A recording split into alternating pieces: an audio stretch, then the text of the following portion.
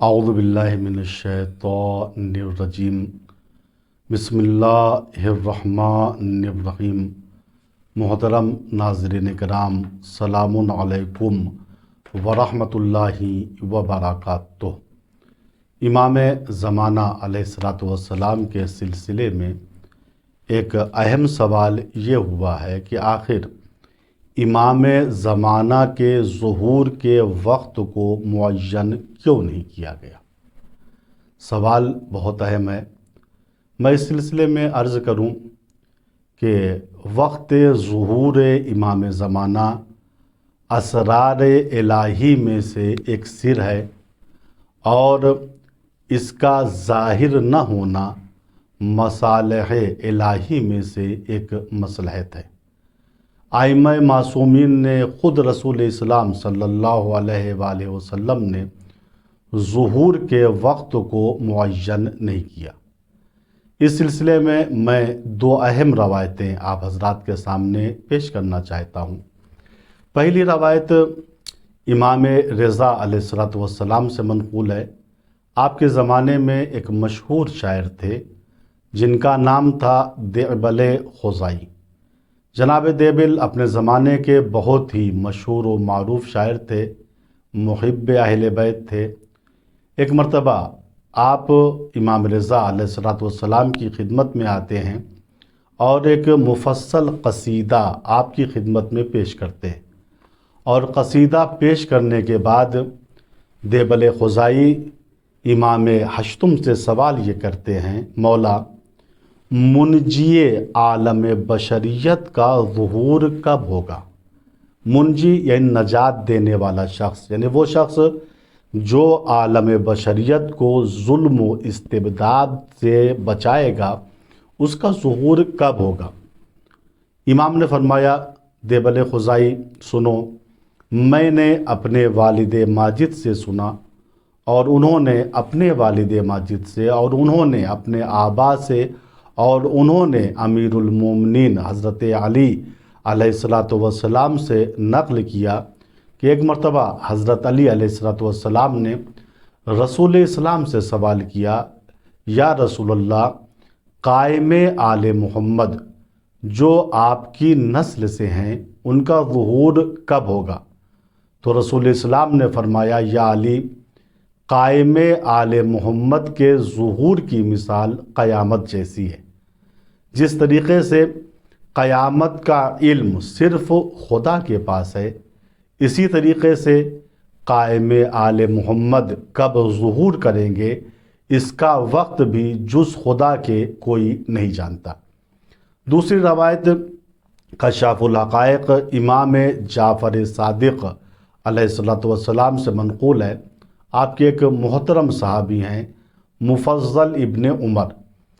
مفضل ابن عمر چھٹے امام کے پاس آتے ہیں اور فرماتے ہیں، مولا آخر وقت ظہور قائم آل محمد کو معین کیوں نہیں کیا گیا؟ چھٹے امام نے فرمایا، اے مفضل، ظہور قائم آل محمد کی مثال قیامت جیسی ہے۔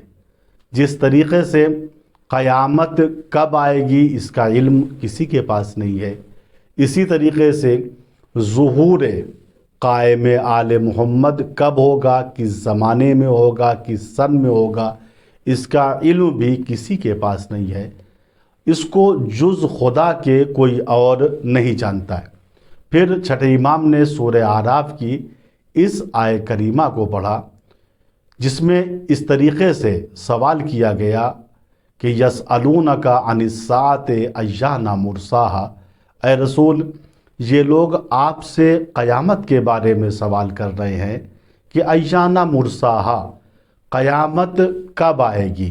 تو اے رسول کہہ دیجئے کہ علمھا عند ربی، قیامت کا علم صرف اور صرف میرے پروردگار کے پاس ہے۔ لا یجلیھا لوقتھا الا ہو، قیامت کے وقت کو جز خدا کے کوئی نہیں جانتا۔ کیوں نہیں جانتا؟ ثقلت فی السماوات والارض، اس کا علم اہل آسمان اور اہل زمین دونوں پر ثقیل ہے۔ یعنی علم قیامت یعنی قیامت کب آئے گی، اس کا اگر علم ہو جائے تو نہ زمین باقی رہے گی اور نہ آسمان، نہ اہل زمین باقی رہیں گے نہ اہل آسمان۔ تو قیامت کا علم اتنا ثقیل ہے۔ پھر قرآن کہتا ہے لا یاتیکم الا بغتہ، یاد رکھنا قیامت جب آئے گی تو وہ اچانک آئے گی۔ امام نے اس آیت کے ذریعے واضح کر دیا جس طریقے سے قیامت کا علم صرف پروردگار کے پاس ہے اور قیامت جب بھی آئے گی اچانک آئے گی، اسی طریقے سے امام زمانہ کا اور منجی عالم بشریت کا ظہور کب ہوگا اس کو جز خدا کے کوئی نہیں جانتا، اور ظہور بھی امام کا جو ہوگا اچانک ہوگا۔ کوئی بھی ظہور کے وقت کو معین نہیں کر سکتا ہے۔ اسی بات کو کشاف الحقائق امام جعفر صادق علیہ السلام نے اپنے ایک نورانی بیان میں ارشاد فرمایا، جھوٹے ہیں وہ لوگ جو ظہور کے وقت کو معین کرتے، بس اس بنا پر ظہور کا وقت صرف خداوند متعال کے پاس ہے، اور ظہور امام زمانہ جو ہوگا وہ اچانک ہوگا۔ اب یہاں ایک اہم بات یہ ہے، علماء نے فرمایا کہ ظہور امام کا وقت امور بدائیہ میں سے ہے۔ امور بدائیہ یعنی وہ امور، وہ تقدیرات جس میں تاخیر بھی ہوتی ہے تعجیل بھی ہوتی ہے، جلدی بھی وہ کام واقع ہو جاتا ہے، دیر میں بھی واقع ہوتا ہے۔ کیا مطلب؟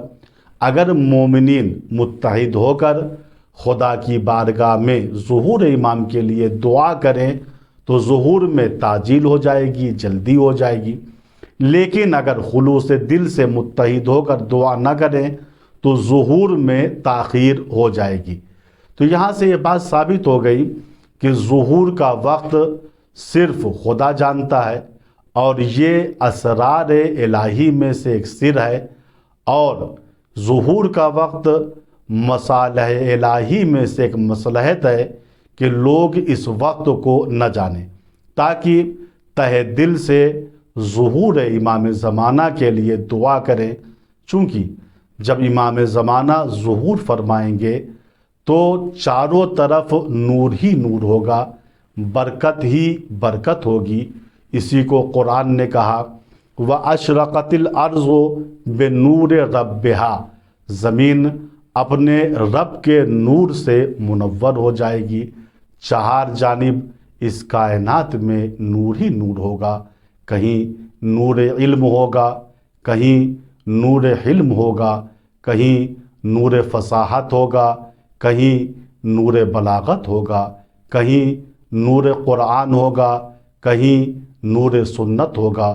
یہ وقت وہ ہوگا ظہور کا جس وقت میں انسان اپنی خواست کو پالے گا، غربت کا خاتمہ ہو جائے گا، انسان کا اعتماد انسان پہ بڑھ جائے گا، انسان درندگی سے نکل کر خدائی راستے کی طرف مائل ہو جائے گا۔ ہم اسی منجی عالم بشریت کا انتظار کر رہے ہیں۔ قرآن کہہ رہا ہے سبھی منتظر رہے، حق ولی نبی کے وصی منتظر رہے، خود جانے کردگار علی منتظر رہے، اور کعبہ گواہ ہے کہ نبی منتظر رہے۔ تو ثابت ہوا پسند مشیت ہے انتظار، سب سے بڑی رسول کی سنت ہے انتظار۔ ہم خداوند متعال سے دعا کرتے ہیں خدایا ہم کو زمانِ ظہور درک کرنے کی توفیق عطا فرما۔ والسلام علیکم ورحمۃ اللہ وبرکاتہ۔